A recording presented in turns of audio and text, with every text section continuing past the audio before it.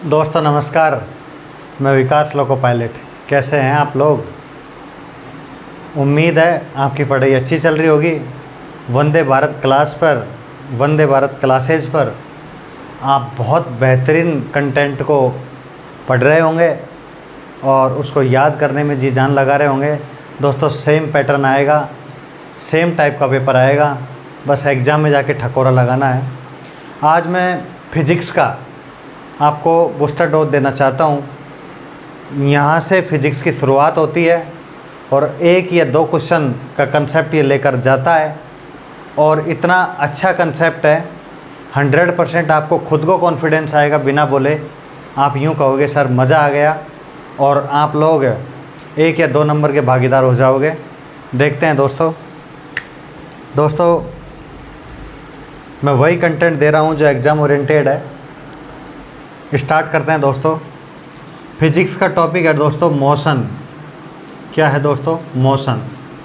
Motion means होता है गति दोस्तों। मोशन मीन्स होता है गति। दोस्तों गति क्या होता है, इस बात को ढंग से समझिए।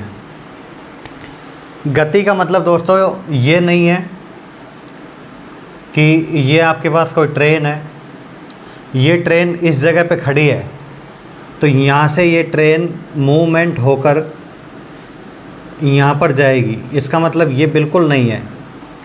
मतलब ये ट्रेन यहाँ खड़ी है ना, तो इसका मतलब ये नहीं है कि ये ट्रेन यहाँ से यहाँ जाएगी तो मूव होगी, गति करेगी। इसको ही गति करना नहीं कहते। साइंस में गति करने के बहुत तरीके हैं। एग्जैक्ट मेथड ये नहीं है कि ये सर यहाँ से खिसक के यहाँ से मूव होके यहाँ पर आ गई तो गति हो गई। देखो दोस्तों, ये मार्कर है। ये मार्कर अगर इस तरफ जाएगा समय के साथ ऐसे जाएगा। अब मैं इसको ऐसे कर रहा हूँ तो समय के साथ ये ऐसे मूव हो रहा है ना, ये समय के साथ ऐसे मूव हो रहा है। मतलब ये ऐसे पेंडुलम चल रहा है, ऐसे चल रहा है, इधर आ रहा है फिर अपनी स्थिति में आ रहा है, फिर इधर जा रहा है। मतलब समय के साथ स्थिति को चेंज कर रहा है ना, तो समय के साथ स्थिति को चेंज कर रहा है तो समय के साथ या समय के सापेक्ष, टाइम के सापेक्ष, इंग्लिश मीडियम के लिए रेस्पेक्ट टू टाइम या इरेस्पेक्ट टाइम, समय के सापेक्ष वस्तु में परिवर्तन। एक मार्कर ये वस्तु है ना दोस्तों, तो इस वस्तु में परिवर्तन, वस्तु में चेंज, वस्तु में परिवर्तन क्या है? मोशन है दोस्तों। टाइम के साथ समय के सापेक्ष वस्तु में क्या है? परिवर्तन। जब वस्तु में परिवर्तन हो जाए, चाहे कोई वस्तु मूव हो या नहीं हो, चाहे कोई ट्रेन हिले या नहीं हिले, लेकिन समय के साथ इसमें परिवर्तन हो तो ऐसी घटना होती है जिसको क्या कहते हैं? मोशन। क्या कहते हैं दोस्तों? मोशन। मोशन का अगला स्टेप है, मोशन एक सापेक्ष राशि है। कैसी राशि है? सापेक्ष राशि है। वो कैसे है दोस्तों? मान लो, इसको समझाता हूँ। मान लो कोई स्टेशन मास्टर है, उसके सामने से ट्रेन जा रही है, वो प्लेटफॉर्म पर फ्लैग लेके, झंडा लेकर खड़ा है और उस ट्रेन में, मान लो इस ट्रेन में एक जगह आप बैठे हो, इस ट्रेन में दूसरी जगह कोई और बैठा है। ये दोनों जब अंदर देखते हैं, जब दोनों ये अंदर देख रहे हैं तो इनको ऐसा लग रहा है कि हम चल नहीं रहे हैं, हम एक जगह बैठे हुए हैं। स्थिति में परिवर्तन तो हो रहा है लेकिन ये ऐसा लग रहा है कि ये एक जगह बैठे हैं। और ये जब गाड़ी मूव होती है तब स्टेशन मास्टर जब इनको देखता है, दोनों को, जब स्टेशन मास्टर इनको देखेगा तो स्टेशन मास्टर को लगेगा कि ये गति में है, गतिशील अवस्था में है, ये रुके हुए नहीं है, ये समय के सापेक्ष इनकी स्थिति में परिवर्तन हो रहा है। तो ऐसी चीज़ें क्या कहलाती हैं? सापेक्ष राशि। इसको कौन सी राशि कहते हैं? सापेक्ष राशि कहते हैं। गति समय के सापेक्ष वस्तु में परिवर्तन को क्या कहते हैं? गति। गति कैसी राशि है? सापेक्ष राशि है। गति को समझने के लिए हमको दोस्तों 2 पॉइंट पढ़ने पड़ेंगे, बड़े बारीकी से पढ़ने पड़ेंगे, आपको अच्छी तरीके से समझ में आएंगे। देखिए दोस्तों, दूरी को क्या कहते हैं? डिस्टेंस। इंग्लिश मीडियम के लिए कहना चाहूँगा, दूरी को क्या कहेंगे? डिस्टेंस। दोस्तों मान लो ये आपका प्रारंभिक बिंदु है और ये आपका अंतिम बिंदु है, ये है ए और ये दोस्तों ये क्या है? बी। इनके बीच में मान लो 5 किलोमीटर का डिफरेंस है। इनके बीच में इनकी दूरी कितनी है? 5 किलोमीटर की। ये आपका प्रारंभिक बिंदु है, इनिशियल पॉइंट है, और ये आपका फाइनल पॉइंट है। ये कौन सा पॉइंट है दोस्तों? फाइनल पॉइंट है। दोस्तों इनके बीच में कितना किलोमीटर का डिफरेंस है? 5 किलोमीटर का। दोस्तों दूरी क्या कहलाती है? 5 किलोमीटर ए और बी के बीच में इनकी लंबाई कितनी है? मतलब कोई ए स्टेशन पे खड़ा है और बी स्टेशन पे जाएगा, दोनों के बीच में कितना डिफरेंस है? 5 किलोमीटर का। मतलब 5 किलोमीटर की क्या इनके बीच में दूरी। तो इनिशियल पॉइंट मीन्स शुरुआत का बिंदु और फाइनल पॉइंट मीन्स अंतिम बिंदु। प्रारंभिक बिंदु से अंतिम बिंदु के बीच की जो लंबाई होती है ना, प्रारंभिक बिंदु से अंतिम बिंदु के बीच की जो लंबाई या दूरी या लंबाई, उसको क्या कहा जाता है? दूरी कहा जाता है। क्या कहा जाता है? डिस्टेंस कहा जाता है। ए बिंदु से और बी बिंदु के बीच में कितना किलोमीटर है? 5 किलोमीटर। तो इसका मतलब हमारे पास इनिशियल पॉइंट क्या है दोस्तों? Initial point A, final point B, इनके बीच में 5 किलोमीटर है, तो दूरी कितनी हो गई? 5 किलोमीटर। चलो सर एक एग्जांपल और ले लेते हैं। सर एक एग्जांपल और दो हमको, एक एग्जांपल और दे देता हूँ। मान लो एक स्टूडेंट है,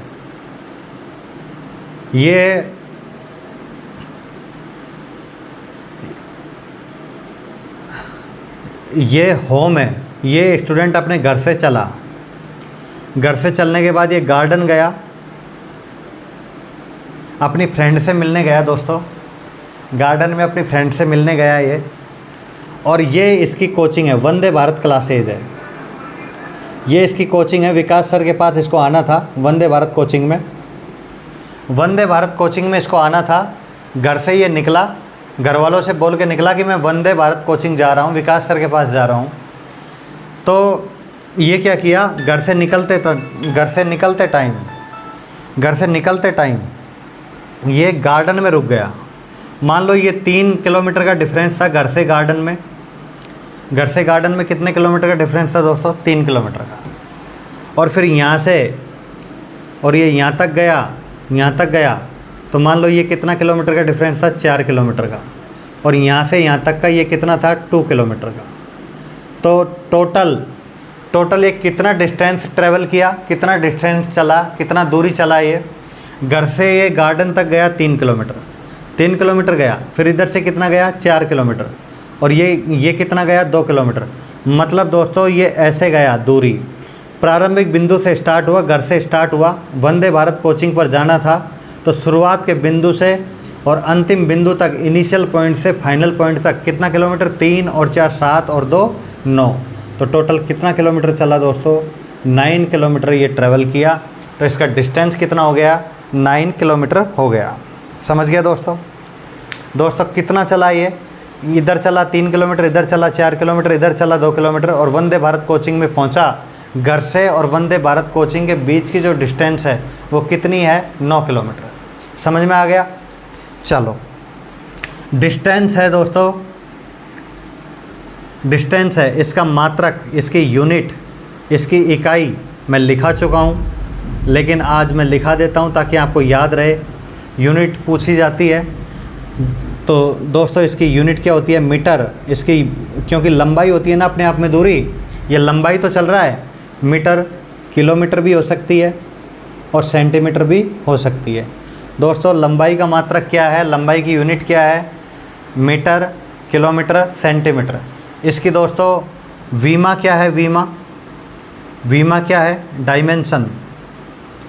वीमा को बोलते हैं डायमेंशन। इसकी डायमेंशन क्या है? दोस्तों अपने होम से चला, वंदे भारत कोचिंग तक आया, तो इसकी लंबाई में परिवर्तन हुआ ना, इसकी लंबाई में परिवर्तन हुआ ना दोस्तों। तो लंबाई में परिवर्तन हुआ तो m 0 हो जाएगा, लंबाई में परिवर्तन हुआ तो L1 और क्या हो जाएगा दोस्तों, T0, M1 L1 T0। दोस्तों घर से और वंदे भारत कोचिंग तक आने में इसके लेंथ में परिवर्तन आया ना, ये यहाँ से यहाँ तक गया 3 किलोमीटर, यहाँ से यहाँ तक गया 4 किलोमीटर, मतलब लेंथ में परिवर्तन आया। लेंथ में परिवर्तन आया तो हमने लेंथ को 1 कर दिया। मास में कोई परिवर्तन नहीं आया, टाइम में परिवर्तन नहीं आया। मास, लेंथ और टाइम 3 इम्पोर्टेंट पॉइंट है ना वीमा के लिए, तो आपके पास M0 रहेगा क्योंकि मास में कोई परिवर्तन नहीं है, टाइम में कोई परिवर्तन नहीं है, और L1 इसका मतलब आपके पास लंबाई में परिवर्तन था तो क्या कर दिया, L1। इसकी वीमा क्या हो गई दोस्तों, M0 L1 T0। इसकी यूनिट क्या हो गई, मीटर, किलोमीटर, सेंटीमीटर। समझ गए। अब आते हैं दोस्तों डिस्प्लेसमेंट पर। किस पे आएंगे, डिस्प्लेसमेंट पर। बहुत इम्पोर्टेंट पॉइंट है डिस्प्लेसमेंट। मैं जिस टॉपिक को पढ़ा दूंगा उस टॉपिक में से क्वेश्चन आएगा तो कभी बाहर नहीं जाएगा। डिस्प्लेसमेंट, और डिस्प्लेसमेंट किसको बोलते हैं दोस्तों, डिस्प्लेसमेंट बोलते हैं विस्थापन को। किसको बोलते हैं दोस्तों, विस्थापन को। विस्थापन मीन्स होता है दोस्तों विस्थापित होना। विस्थापन मतलब कोई चीज़ अगर समय के साथ विस्थापित हुई, मान लो ये कोई वस्तु है, ये t समय पर इधर विस्थापित हो गई, t समय पर इधर विस्थापित हो गई, इधर t समय पर इधर विस्थापित हो गई, t समय पर इधर विस्थापित हो गई, तो ये अपने आप में क्या है, ये डिस्प्लेसमेंट है। क्या है दोस्तों, ये डिस्प्लेसमेंट। अब सर जी डिस्प्लेसमेंट और डिस्टेंस में क्या फ़र्क है। देखिए दोस्तों पॉइंट A पॉइंट B, यहाँ से यहाँ तक की दूरी, मतलब यहाँ से यहाँ तक की दूरी कितनी है, 3 मीटर। कितनी है दोस्तों, 3 मीटर। तो A और B इसके बीच में कोई आपसे दूरी पूछे, डिस्प्लेसमेंट, दूरी, डिस्टेंस पूछे, तो डिस्टेंस कितना आएगा, 3 मीटर। और अगर आपसे कोई विस्थापन पूछे, विस्थापन, तो इसमें विस्थापन कितना आएगा, विस्थापन भी दोस्तों 2 बिंदुओं के बीच की दूरी होता है, तो विस्थापन भी कितना आएगा, 3 मीटर। विस्थापन भी कितना आ जाएगा, 3 मीटर। इसका मतलब पहली बात आप क्या समझे, पहला पॉइंट आप लोग क्या समझे, विस्थापन दूरी के बराबर हो सकता है। दूरी का मान कितना, 3 मीटर। विस्थापन का मान भी कितना है, 3 मीटर। तो आप क्या समझे, दूरी और विस्थापन का मान बराबर हो सकता है। अगर कोई क्वेश्चन पूछे क्या दूरी हमेशा बड़ी रहेगी क्या, तो आप कहना दूरी हमेशा बड़ी नहीं रहेगी, विस्थापन भी बराबर हो सकता है दूरी के। दूरी और विस्थापन का मान बराबर हो सकता है।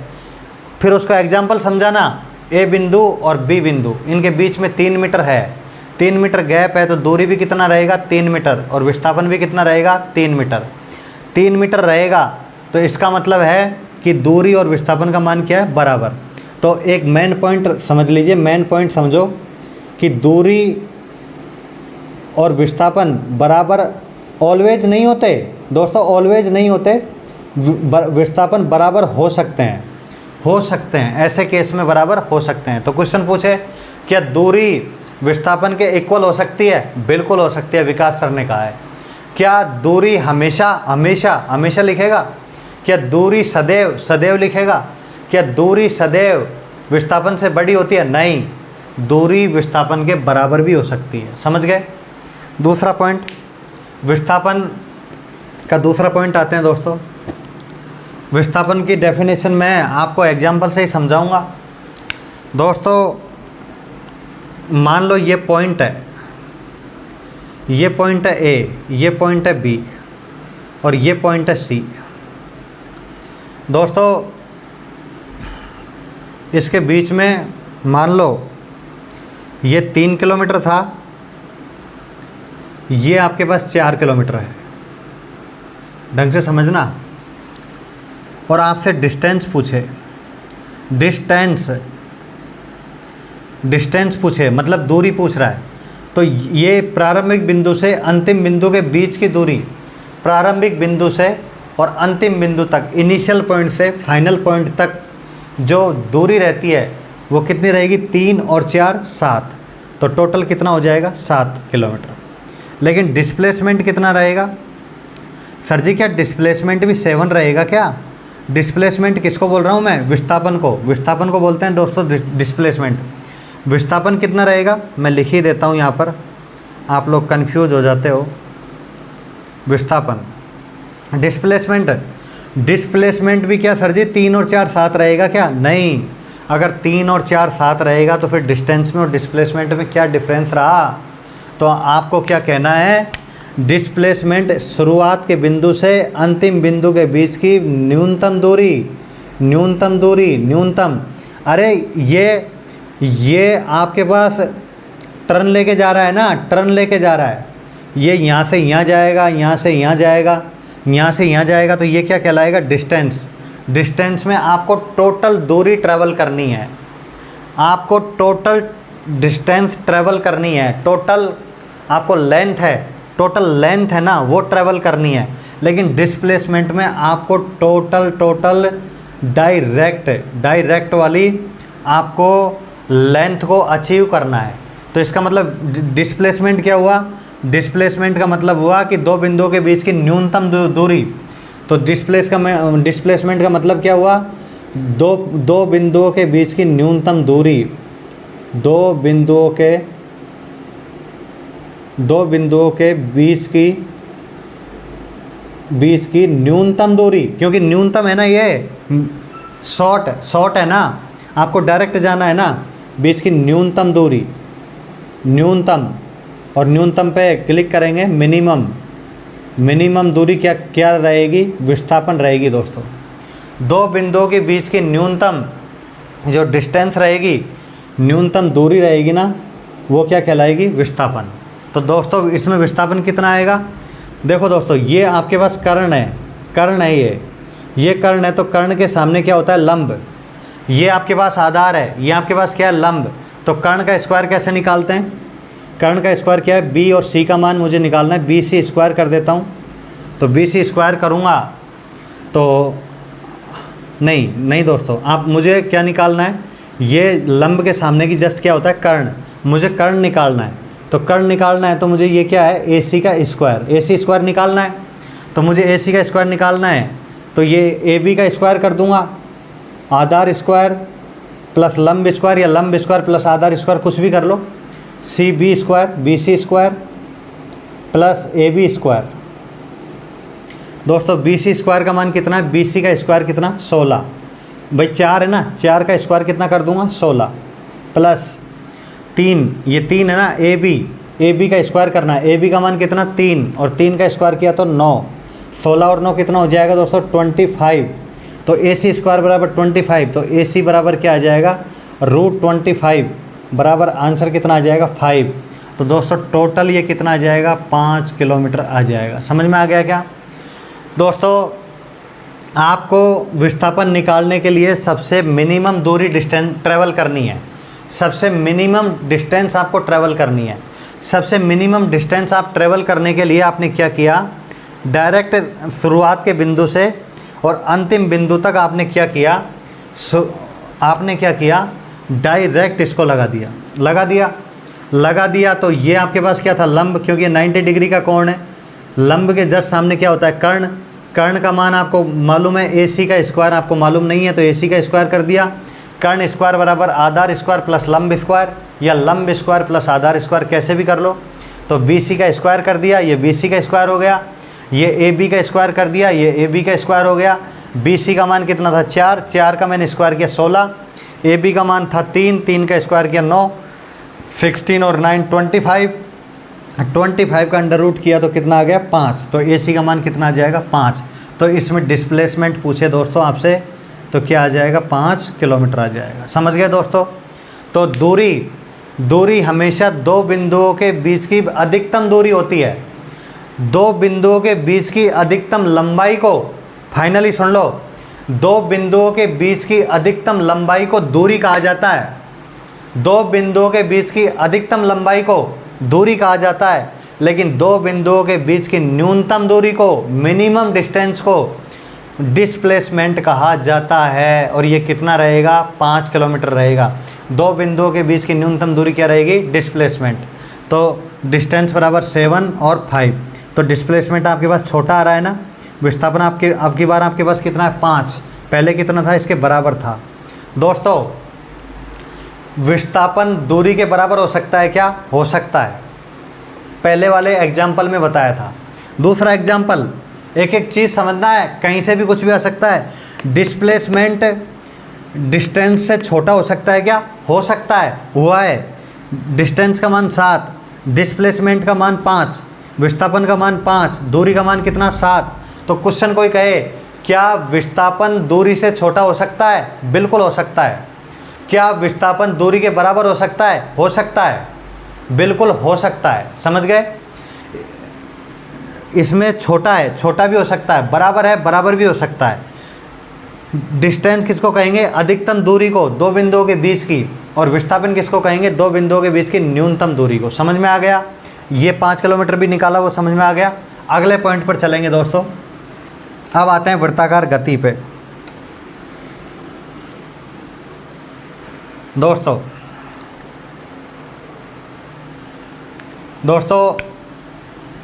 मैं केस नंबर फर्स्ट लिखाता हूँ आपको। केस नंबर फर्स्ट देखो,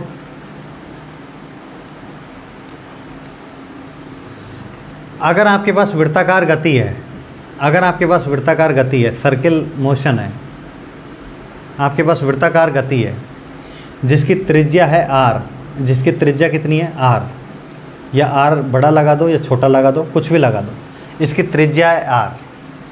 कोई आपसे इसकी डिस्टेंस पूछे, कोई आपसे इसकी डिस्टेंस पूछे, और कोई आपसे इसका डिस्प्लेसमेंट पूछे। क्या पूछे, डिस्प्लेसमेंट।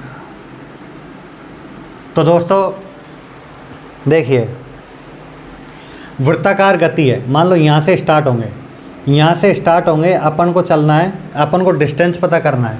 किसी ने पूछा कि वृत्ताकार गति है r, आपके पास कोई त्रिज्या है, वृत्ताकार गति में कोई व्यक्ति यात्रा कर रहा है, तो उसकी दूरी बताइए। तो दूरी बताइए, तो आप यहाँ से स्टार्ट हुए, यहाँ से स्टार्ट हुए, स्टार्ट होते होते इधर आ गए, और आपको पता है कि दूरी आपको निकालना है। दूरी कभी जीरो नहीं होती, क्योंकि दूरी अधिकतम दूरी होती है, दूरी होती है अधिकतम लंबाई। तो इसका मतलब आप इस पॉइंट से चले और इस पॉइंट पे वापस घूम के वापस आ गए, तो आपको पता है कि दूरी कभी जीरो नहीं होती। दूरी तो जीरो नहीं होती, क्योंकि दूरी होती है अधिकतम लंबाई, अधिकतम लंबाई। जब अधिकतम लंबाई होती है तो पूरा वृत्त घूम लिया, ये आदमी पूरा वृत्त घूम लिया, तो वृत्त की परिधि के बराबर चला, तो वृत्त की परिधि के बराबर चला, तो ये क्या आ गया, 2πr। इसका मतलब इसकी डिस्टेंस कितनी हो गई दोस्तों, 2πr। r त्रिज्या का कोई सर्किल है, यदि कोई आदमी वृत्ताकार पथ में गति करता है तो उसकी डिस्टेंस क्या होगी, 2πr। इसकी डिस्प्लेसमेंट क्या होगी दोस्तों, इसकी डिस्प्लेसमेंट क्या होगी, इसकी डिस्प्लेसमेंट क्या होगी, इसकी डिस्प्लेसमेंट क्या होगी दोस्तों। जब कोई आदमी वृत्ताकार पथ पर गति कर रहा है, कोई वृत्ताकार पथ पर गति कर रहा है, तो इस बिंदु पे जा रहा है और इस बिंदु पर वापस आ रहा है, और आपको पता है कि डिस्प्लेसमेंट एक दो बिंदुओं के बीच की मिनिमम डिस्टेंस है, दो बिंदुओं के बीच की मिनिमम लंबाई है, दो बिंदुओं के बीच की मिनिमम, और मिनिमम कितनी रहेगी, 0। कितनी रहेगी दोस्तों, 0। केस पहला है, यदि एक फुल साइकिल में, ये फुल साइकिल है, पूर्ण चक्र में, पूर्ण चक्र हो रहा है, पूर्ण चक्र, इंग्लिश मीडियम के लिए फुल साइकिल। फुल साइकिल में यदि कोई आपसे कहे कि एक आदमी r त्रिज्या में वृत्ताकार पथ पर गति कर रहा है, तो डिस्टेंस कितनी होगी, 2πr, लेकिन उसका डिस्प्लेसमेंट कितना होगा दोस्तों, 0। डिस्प्लेसमेंट कितना होगा, 0। समझ गए, पूर्ण चक्कर फुल साइकिल में। अब देखते हैं case number second. Case number second में दोस्तों, केस नंबर सेकंड में हाफ डिस्टेंस दोस्तों, हाफ डिस्टेंस देखते हैं।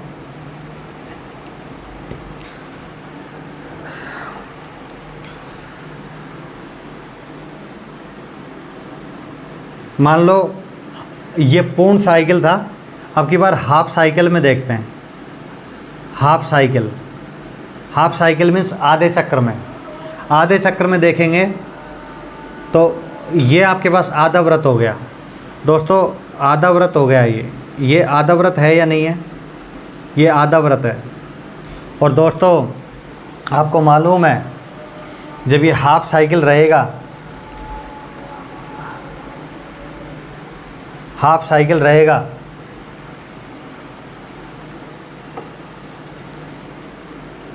मान लो ये आपके पास हाफ साइकिल है दोस्तों, ये आपके पास आर त्रिज्या है। ये त्रिज्या कितनी है? आर।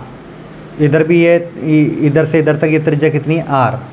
समझना दोस्तों, हाफ साइकिल में यदि आपके पास आर त्रिज्या में कोई आदमी अर्धवृत्ताकार पथ पर गतिमान है तो इसकी डिस्टेंस कितनी रहेगी?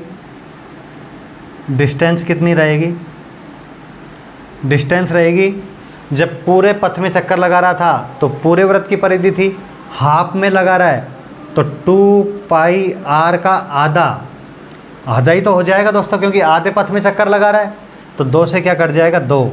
तो इसका मतलब इसका मान कितना आ जाएगा? पाई आर। कितना आ जाएगा? पाई आर। तो दोस्तों हाफ साइकिल में इसकी वैल्यू कितनी आ जाएगी? पाई आर। लेकिन अगर डिस्प्लेसमेंट पूछेगा हाफ साइकिल में, हाफ साइकिल में डिस्प्लेसमेंट पूछेगा, डिस्प्लेसमेंट क्या होता है? विस्थापन। आपको पता है कि विस्थापन में आपको इधर जाने का ज़रूरत नहीं है, इधर जाने का ज़रूरत नहीं है। विस्थापन मीन्स होता है न्यूनतम दूरी, और यहाँ से यहाँ तक जाना है।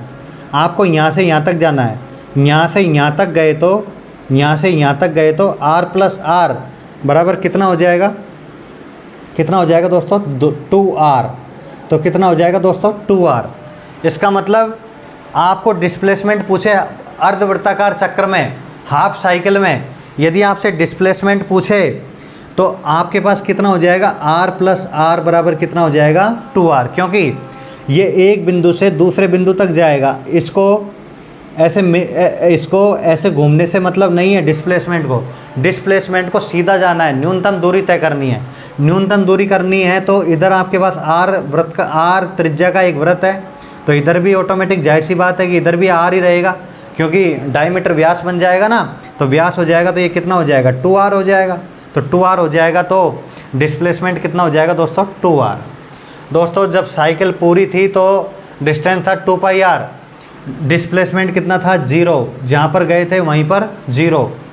केस नंबर सेकंड में हाफ साइकिल में डिस्टेंस कितना है? 2 पाई आर का आधा, पाई 2 से 2 कट गया, पाई आर आ गया। लेकिन डिस्प्लेसमेंट एक बिंदु से दो बिंदु के बीच की न्यूनतम दूरी, तो r और r जुड़ गया तो कितना हो गया? 2r। तो इसका डिस्प्लेसमेंट कितना हो गया? 2r। समझ गया दोस्तों?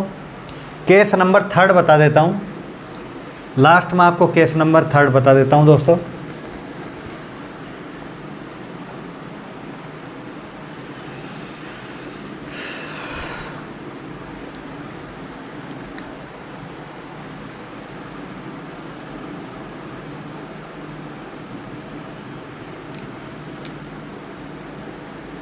One fourth cycle, 1/4 means 1/4 cycle, 1/4 cycle दोस्तों आएंगे, ये एग्ज़ाम में आते हैं। और दोस्तों मान लो ये आपका व्रत है, ये आपका व्रत है। जब 1/4 साइकिल में रहेगा तो ये आपका व्रत है। ये आपके पास आर आपकी त्रिज्या है, तो इधर भी ऑटोमेटिक बात है कि आर इधर त्रिज्या रहेगी दोस्तों, इधर त्रिज्या रहेगी आर। भाई यहाँ से यहाँ तक ये मूल बिंदु है, यहाँ से यहाँ तक आर त्रिज्या है, तो आप खूब जानते हो, मुझे बताने की आवश्यकता नहीं है। इधर भी क्या रहेगा? आर।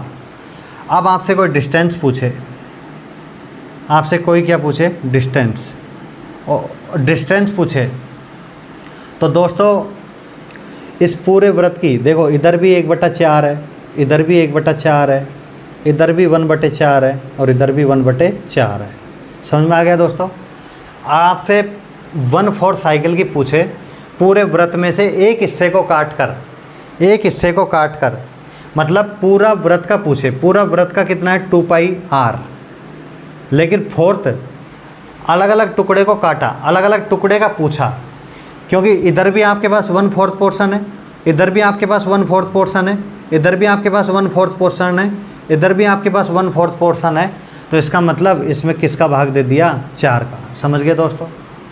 क्यों दिया 4 का भाग? क्योंकि हमें चौथा हिस्सा निकालना है, 1/4 हिस्सा निकालना है। पूरे व्रत में से यदि 1/4 हिस्सा निकालना है तो पूरे व्रत की परिधि हो गई 2πr, और इसमें 4 का भाग दे दिया तो 2 कितना कट जाएगा, 2 बार, तो πr बटे क्या आ जाएगा, 2। तो डिस्टेंस कितना हो जाएगा दोस्तों, πr बटे 2। 1/4 साइकिल में डिस्टेंस कितनी है, πr बटे 2। समझ गए दोस्तों? अब आपसे डायरेक्ट पूछ ले, डायरेक्ट 1/4 पोर्शन में, 1/4 पोर्शन में आपसे डिस्प्लेसमेंट पूछे। आपसे क्या पूछे, डिस्प्लेसमेंट, डिस्प्लेसमेंट पूछे, डिस्प्लेसमेंट पूछे। तो आपको पता है कि आपको इस बिंदु से और इस बिंदु तक सीधा जाना है, लेकिन 1/4 जाना है, तो ऐसे चलेंगे, सीधा सीधा जाएगा दोस्तों, ये सीधा जाएगा। भाई चौथे हिस्से में, चौथे हिस्से का निकालना है, हर चौथे हिस्से का निकालना है, तो ये घूम के नहीं जाएगा, वृत्ताकार पथ में नहीं जाएगा, ये बिल्कुल सीधा जाएगा, जितना सीधा हो सकेगा स्ट्रेट फॉरवर्ड जाएगा।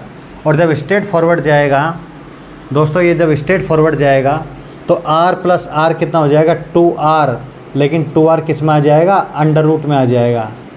कितना आ जाएगा दोस्तों, अंडर रूट में आ जाएगा। तो डिस्प्लेसमेंट कितना आ गया, अंडर रूट 2r। कब, एवरी फोर्थ साइकिल में, एवरी फोर्थ साइकिल में, एवरी फोर्थ साइकिल में इसका डिस्प्लेसमेंट कितना आ गया, अंडर रूट 2r, क्योंकि r त्रिज्या का कोई वृत्त है। जब ये सीधा इसमें जाएगा, एक सीधा इसमें जाएगा, इसमें जाएगा, इसमें जाएगा, तो टोटल जो ये डिस्प्लेसमेंट सफ़र करेगा ये कितना करेगा, √2r। समझ गए दोस्तों? तो डिस्प्लेसमेंट की कहानी आपको समझ में आ गई, आपको डिस्टेंस समझ में आ गया। पूरी 2πr आपके पास परिधि है, इसमें 4 का भाग दिया क्योंकि चौथा हिस्सा था, तो ये भी क्या आ गया, √2r। समझ में आ गया? ये कौन सा था, 1/4 साइकिल। इसके अलावा कोई हार्ड क्वेश्चन नहीं पूछेगा, सबसे हार्ड क्वेश्चन ये था। अगर 1/4 साइकिल में 1/4 हिस्से में कोई डिस्प्लेसमेंट पूछे तो √2r। समझ गए? तो मैं आपको डिस्टेंस की कहानी बता चुका था, विस्थापन की कहानी बताने वाला था, आधी कहानी बता चुका था। विस्थापन, विस्थापन क्या होता है, डिस्प्लेसमेंट क्या होता है दोस्तों, डिस्प्लेसमेंट। डिस्प्लेसमेंट मिनिमम डिस्टेंस होता है, ये मुझे बताने का ज़रूरत नहीं है, मैंने 2-3 एग्जाम्पलों में बताया है। मिनिमम डिस्टेंस होता है सीधा, सीधा डिस्टेंस निकालेंगे, सीधा, बिल्कुल सीधा, न्यूनतम दूरी सीधा निकालेंगे, न्यूनतम दूरी।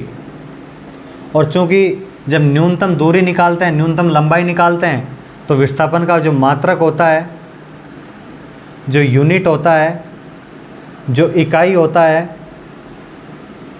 वो भी क्या होता है दोस्तों, मीटर, किलोमीटर और सेंटीमीटर।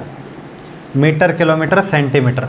इसकी जो वीमा रहेगी वो सेम दूरी के बराबर रहेगी, इस क्योंकि डिस्टेंस में परिवर्तन आ रहा है ना, डिस्टेंस में परिवर्तन, डिस्टेंस क्या अपने आप में, लंबाई, तो m0 L1 T0, इसकी क्या रहेगी, ये वीमा रहेगी। विस्थापन कोई आपसे पूछ ले कैसी राशि है, तो कहना विस्थापन सदिश राशि है, विस्थापन सदिश राशि है। कैसे मालूम हुआ, क्योंकि आप जब सीधी डिस्टेंस जा रहे हो, डायरेक्ट जा रहे हो, डायरेक्ट छलांग लगा रहे हो, आप आपके घर से और वंदे भारत क्लासेज पर आप सीधा आ रहे हो, बीच में गार्डन पे नहीं जा रहे हो, तो सीधा जा रहे हो, तो सीधा जा रहे हो तो उसकी कोई ना कोई दिशा है ना, उसकी कोई ना कोई दिशा है, और विस्थापन का कोई ना कोई मान होता है। इसलिए ये कैसी राशि है, सदिश राशि। कौन सी राशि है, सदिश राशि। विस्थापन, विस्थापन दोस्तों दूरी के बराबर भी हो सकता है, दूरी के इक्वल भी हो सकता है, दूरी के इक्वल हो सकता है, दूरी से छोटा हो सकता है, दूरी का मान बड़ा हो सकता है, और दोस्तों दूरी का मान इससे बड़ा हो सकता है। और ये विस्थापन डिस्प्लेसमेंट अगर वृत्ताकार पथ में चले तो इसका मान क्या हो सकता है, 0 हो सकता है। दोस्तों विस्थापन दूरी के बराबर हो सकता है, दूरी से छोटा हो सकता है, दूरी का मान बड़ा हो सकता है, ये 0 हो सकता है, और विस्थापन का मान ऋणात्मक भी हो सकता है, नेगेटिव भी हो सकता है। अगर कोई क्वेश्चन पूछे क्या विस्थापन ऋणात्मक हो सकता है, बिल्कुल हो सकता है। क्या विस्थापन 0 हो सकता है, हो सकता है, क्योंकि वृत्ताकार पथ पर बोलना बूस्टर पढ़ा है, वृत्ताकार पथ पर सर्किल मार्ग पर, सर्किल पथ पर हमेशा विस्थापन क्या रहेगा, 0। दूरी के बराबर भी रह सकता है। यदि कोई व्यक्ति सीधे मार्ग पे जाता है, सीधा डिस्टेंस पे जाता है, तो विस्थापन के बराबर क्या रहेगा, दूरी। और दूरी का मान बड़ा कब होगा, जब वो लंबाई मैक्सिमम दूरी को डिस्टेंस तय करेगा, मैक्सिमम लंबाई को तय करेगा, तो दूरी का मान क्या रहेगा, बड़ा। और विस्थापन का मान वृत्ताकार में क्या रहेगा, 0, और विस्थापन का मान क्या रहेगा, नेगेटिव। इसका मात्रक मीटर, किलोमीटर, सेंटीमीटर। वीमा m0 L1 T0 कौन सी राशि है, सदिश राशि। और विस्थापन एक सदिश राशि है।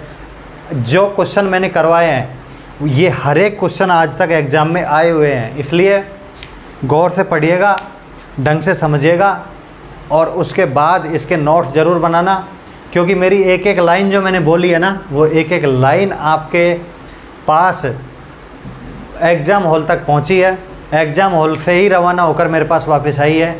एग्ज़ाम हॉल में क्वेश्चन सारे आए हुए क्वेश्चन हैं। और मैं पर्सनली एक बात और कहना चाहूँगा, साइंस की टर्म को इंग्लिश में थोड़ा याद करो। आप डिस्प्लेसमेंट याद रखो, विस्थापन याद मत रखो। कभी कभी वो डिस्प्लेसमेंट देता है तो आप कन्फ्यूज़ हो जाओगे, सर विकास सर ने डिस्प्लेसमेंट तो पढ़ाया नहीं है ना। तो उम्मीद है आपको क्लास समझ में आई होगी। बेहतर